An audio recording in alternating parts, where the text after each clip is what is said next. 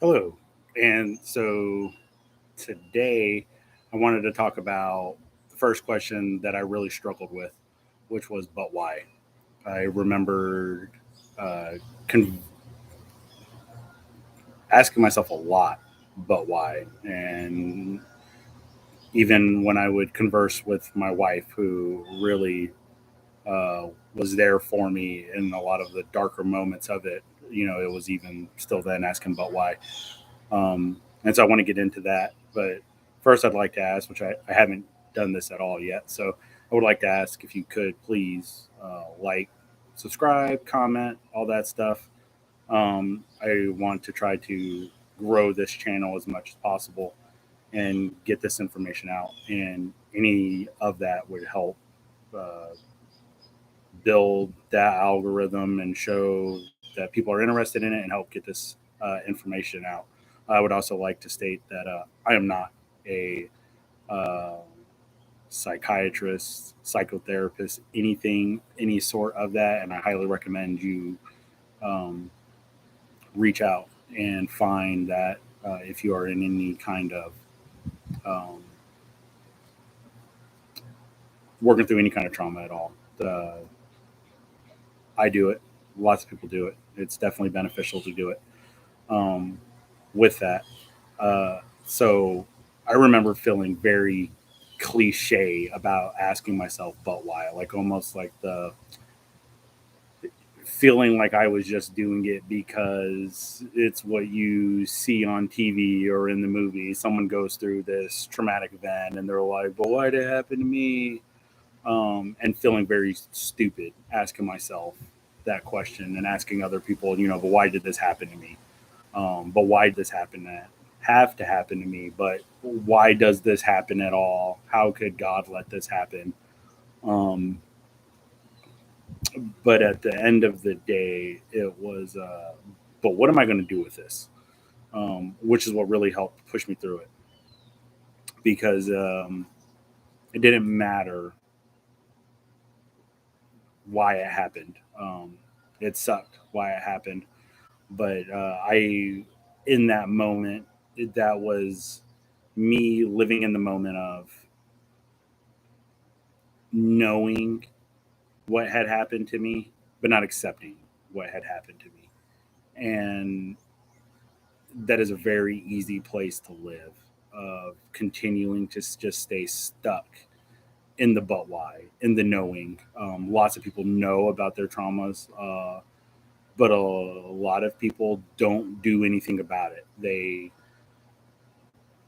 find whatever outlet it is that they're going to cope with it, whether that be alcohol, smoking weed, video games, shopping, um, spending money. Uh, there's lots of different coping mechanisms people use to stay stuck in the but why. But what are you going to do about it? Do you want to stay that? Do you feel like that's who you are in those moments? That it's just, well, I like doing this, and that's good enough. But who would you be if you were able to move past that, if you were able to get away from the the knowing and moving into the acceptance of what happened to you, of not letting it define who you are, letting it be part of your story instead of it being your whole story. You got to move past it, because if not, it becomes who you are. And it's not what I wanted. I wanted to find out who I truly was, and I knew I was a good person, but I also knew that if I continued living the way I was living, that I would never even know who I truly was for myself. It was I'm just going to stay stuck in this different loops of coping, and my life wasn't bad by any means, and so many people just get by and are very happy with um, going about their day and smoking a bowl at the end of the day, or rubbing one out in the middle of the day and eating food. And I like the food. It makes me happy. It makes me feel good. It tastes good. Of course it tastes good. Like, it's loaded down with a bunch of sugar, and it's, especially in America, designed to be addictive and to keep you in that state and to keep you wanting to just live that way. Um, but I felt that I was called for so much more, that I knew I was worth more than just getting by and being mediocre. And sure, I could have been very content with how I was living, and I could have been very happy with who I was for the most part, but I wasn't, because I knew I was meant for more, and I knew I needed to do more. I was not being the man I wanted to be for my children, for my parents, for my wife, for my nieces and nephews.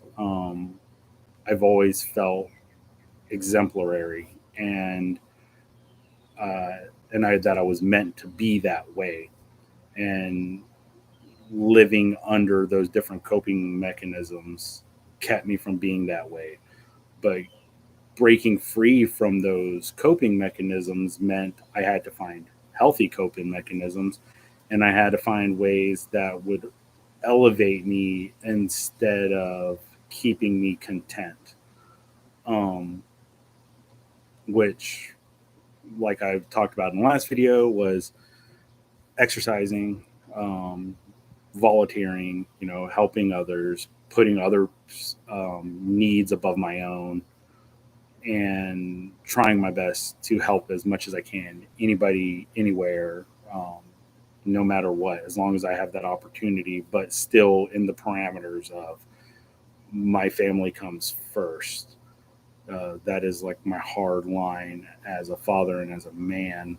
And then trying to break away from technology as much as possible, using technology as a tool instead of using technology as an addictive component of my life, which is very easy to do, to fall into cell phone games, video games, YouTube, TikTok, Facebook, all that crap. It's way too easy. But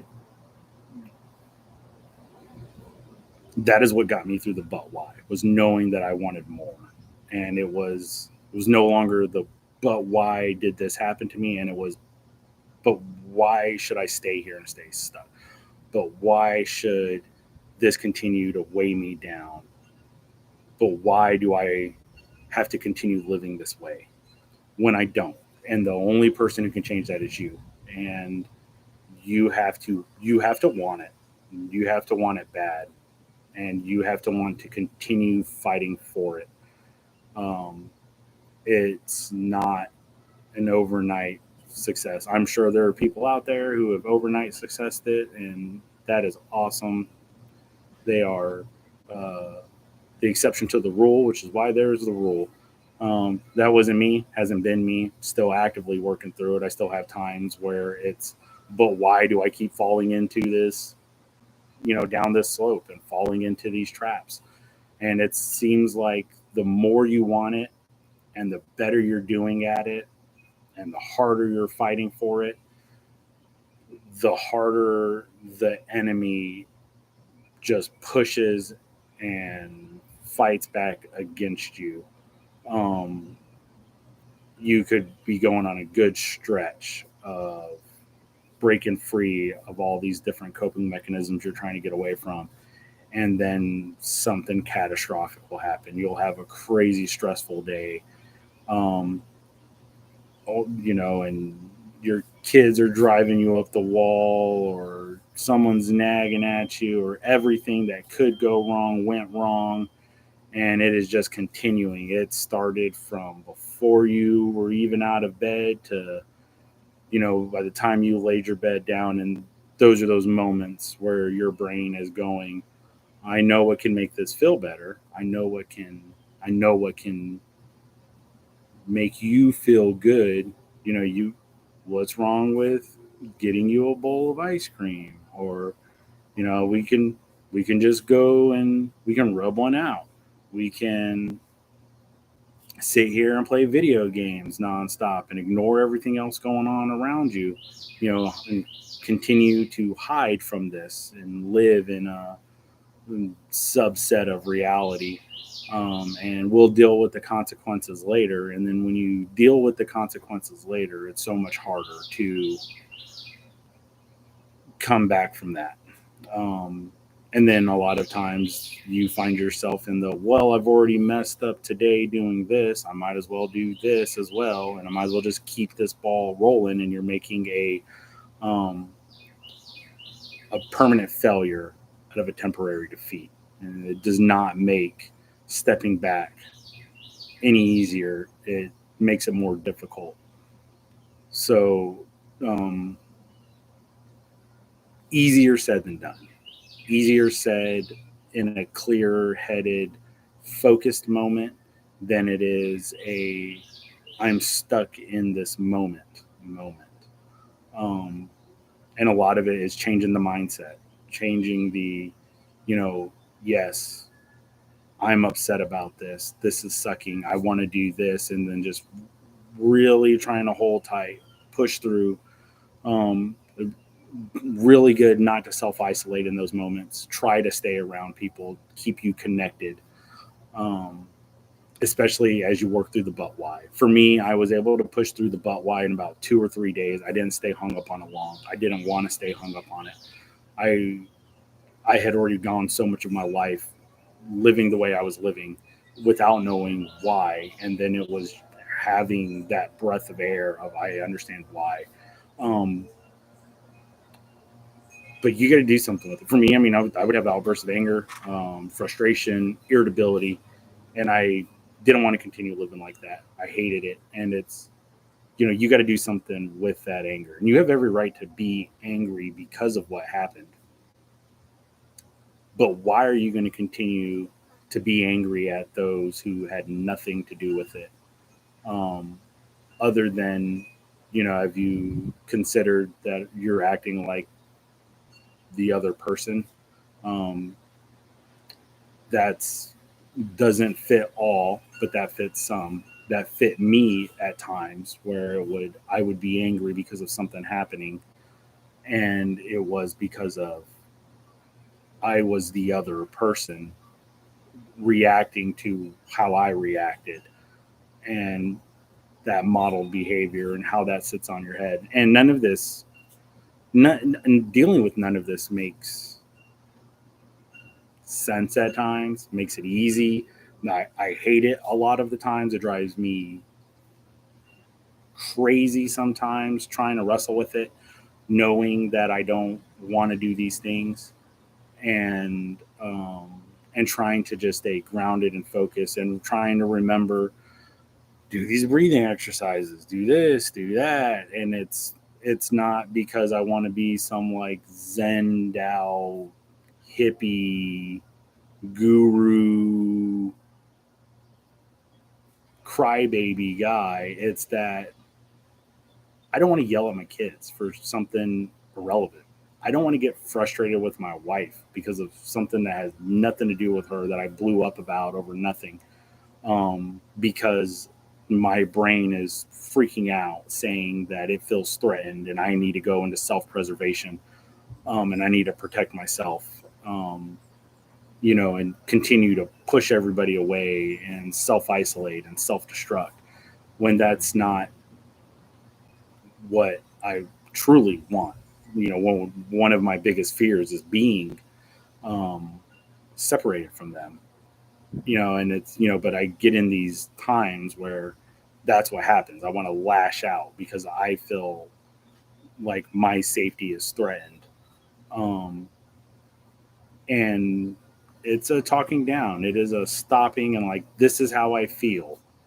You have to say it out loud. It doesn't always work getting it out of your head, just working it out in your head. Sometimes like you have to like talk it out with your wife, and like you feel stupid and crazy and you feel like a bitch because you're doing it. But eventually it gets easier. Eventually you get to the point to where you can just talk it out in your head. You can go, all right, this is what's happening. This is why I feel that way, before you say anything reactionary.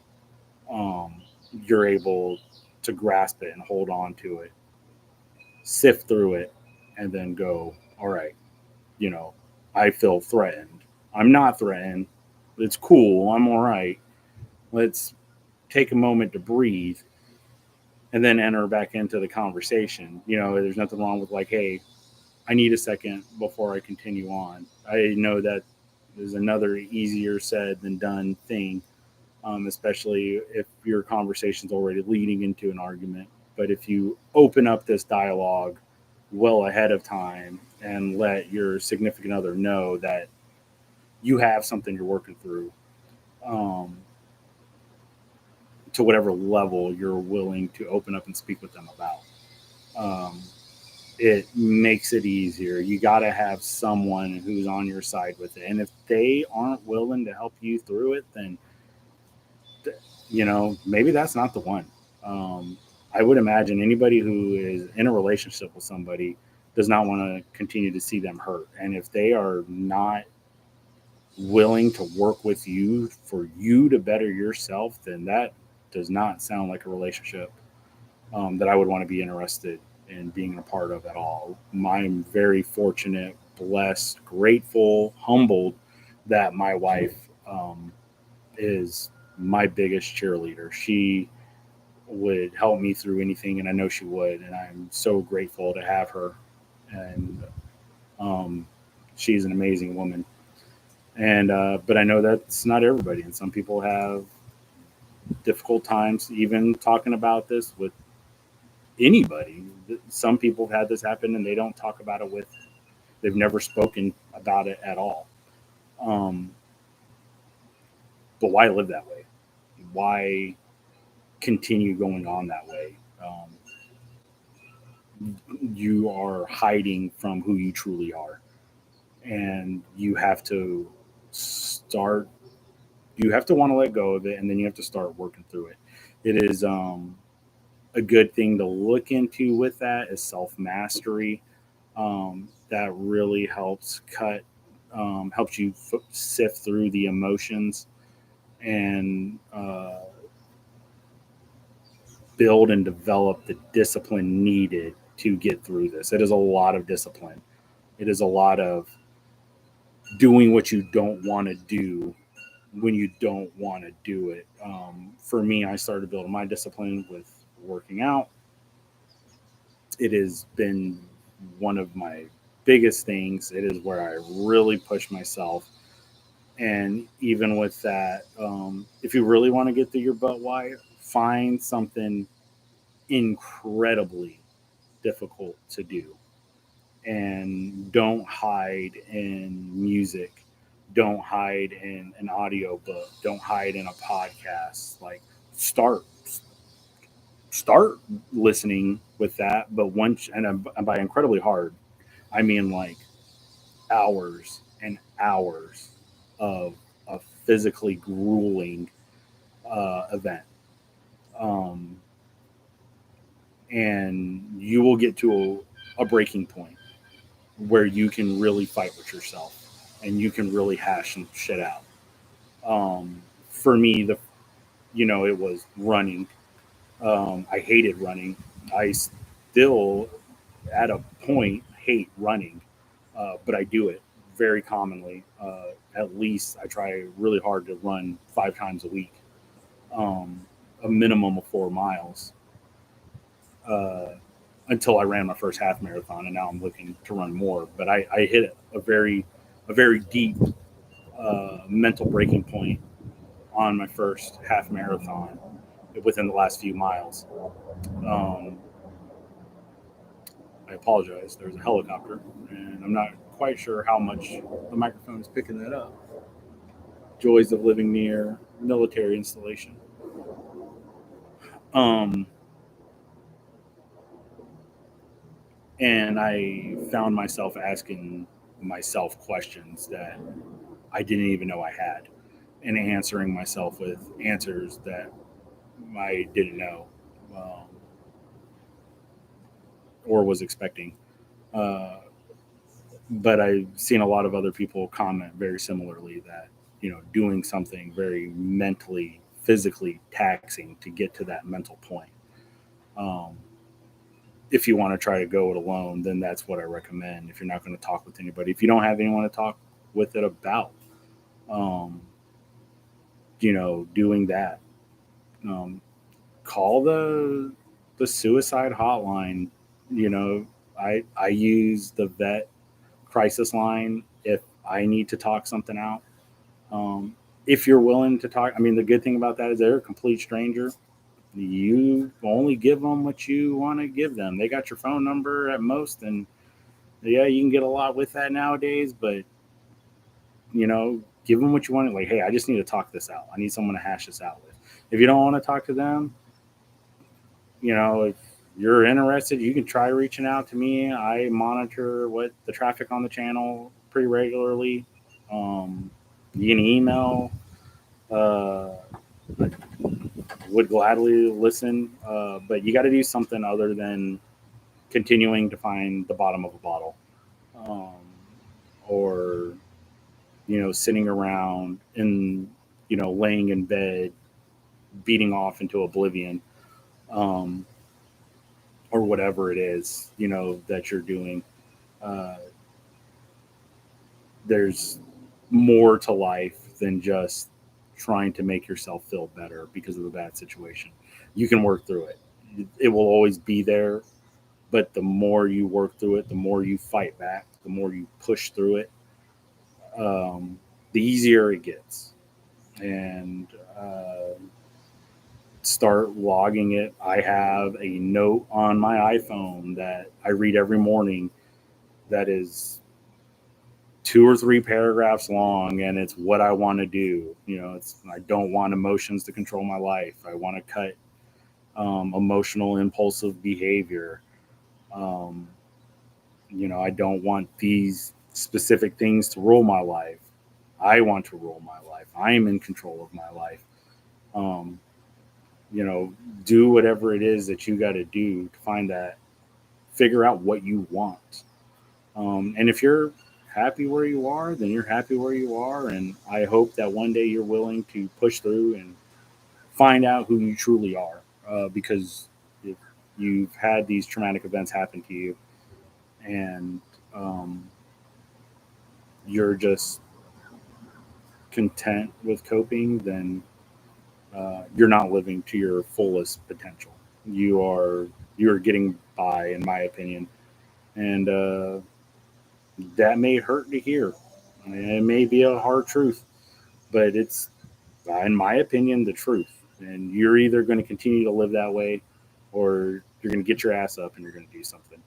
Um, and I'm rooting for you. I want to see everybody come out from under this and be stronger than who they were. I continually learn about more and more people who have had these events happen to them.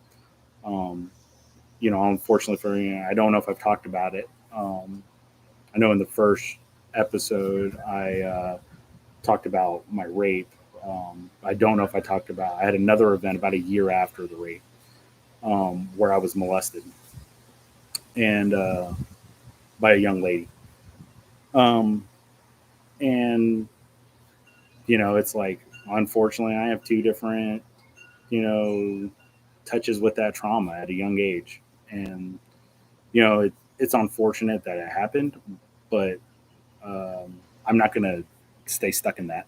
I'm I'm actively working through that, um, and at times I find myself frustrated and struggling because of it. But I continue to step forward. I continue to sift through it, and I continue to accept it and not let it define me. Letting it be a part of my story. Same thing with like my military career. There's so many people I see who get out of the military, and they are just like stuck in that like bro vet mentality. And for me, it was the military was a portion of my life. It was a chapter of my life, but it does not define who I am. It did for a little bit, and then I started to break away and get away from that. Um, I don't have any like I'm a veteran stickers or anything on my cars or anything like that. I don't even stand up half the time when they ask for veterans to stand up. Not that I'm ashamed of my service or anything. I don't care for it. It's not. It doesn't define me. It's something that I did years ago, and it's whatever to me now. I still have so much more of my life yet to live, and why should it all be broken down into two categories of uh, sexual trauma and I'm a veteran? Um, that doesn't make me who I am. I decide who I am and what I'm doing. And right now, what I want to do and who I am is the man on the men.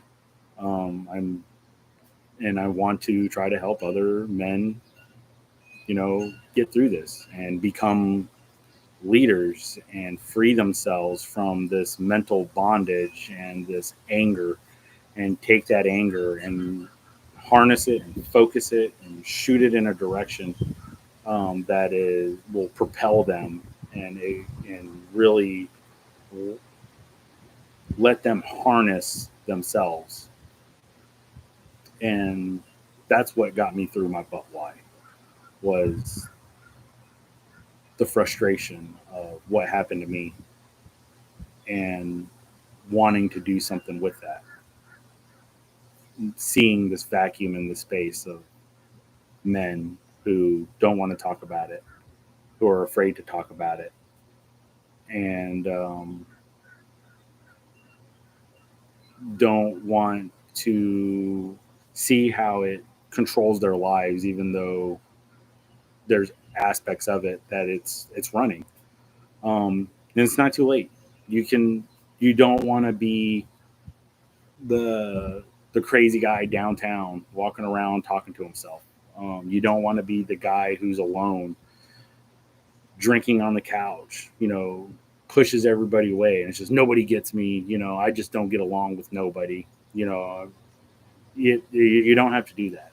You know, you know, you can go that route. That can be who you become if that's what you want. But you don't have to. You can be so much more than that. And I'm pulling for you.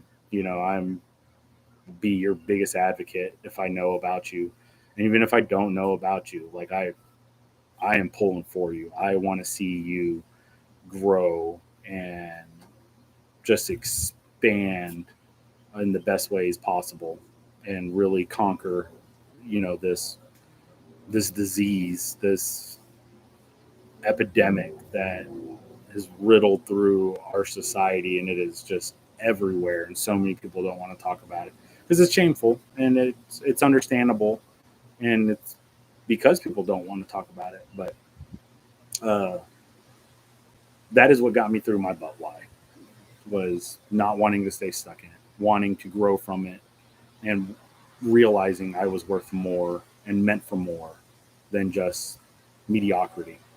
Um, that's all I got this week. Again, I asked if you could leave any feedback, positive, negative, neutral. I am not afraid of criticism. Um, Leave it in the comment section, email it. If you want to talk, I'm available. Uh, you can reach out to me through one of those avenues, and then I can touch bases with you and we can work something out. Please like, subscribe, share. All of it's free, costs you nothing, helps me out. I want to continue trying to grow this channel and pushing all this information out. And as it grows, um, in viewership, and I plan on growing the channel more, but I didn't want to wait. I wanted to start. Um, so with that, I plan to continue doing live streams once a week. Um, life dependent.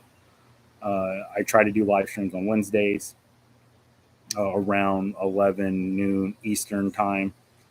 And I look forward to sitting down next week and going over some more information.